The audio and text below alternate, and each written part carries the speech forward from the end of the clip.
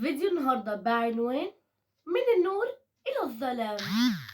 ازيكم عاملين ايه الاخبار؟ وحشتوني جدا جدا جدا جدا. النهارده بقى انا جايه لكم ايديا مش فاضيه. لا، ده النهارده رحت حفله المطرب ابراهيم رمضان، وتصورنا مع بعض وجايبه لكم بقى فيديوهات ومغطيه الاحداث. يعني بجد هو فنان فعلا، تحياتي ليه وليه مني كل التحيه وكل الاحترام.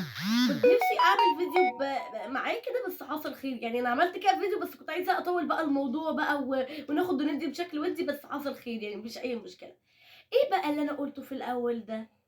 لمّا أنا أكون مثلًا واحدة عادية جدًا، جدًا، جدًا، باشوف وحياتي كلّها ماشية تمام، آجي مثلًا وأنا في تانية أو تالتة إعدادي فجأة يحصل أي drop عندي أبقى كفيفة، فهنا بقيت من النور إلى الظلام.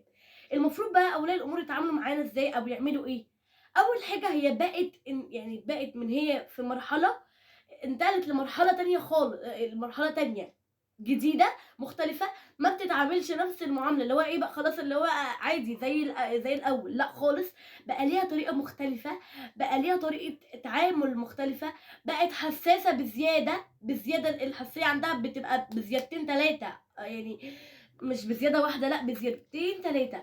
النفسية بتبقى متدمرة لإن هي يعني الموضوع بيبقى صعب جدًا، اللي هو أنا كبيرة وواعية وفاهمة.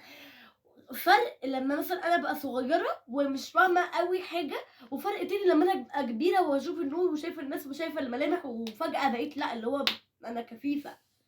ففضل وليس أمر إن نتعامل معاهم بطريقة معيّنة جدًا، ما ازعّقش، ما اقولش إن هي طبعًا بالتالي طبعًا حركتها هتبقى بطيئة جدًا، مش تبقى سريعة اللي هو زينا عادي، لأ هتبقى هتبطأ، هتبقى بطيئة خالص، اللي هو طفل. عارفة الطفل لمّا بيمشي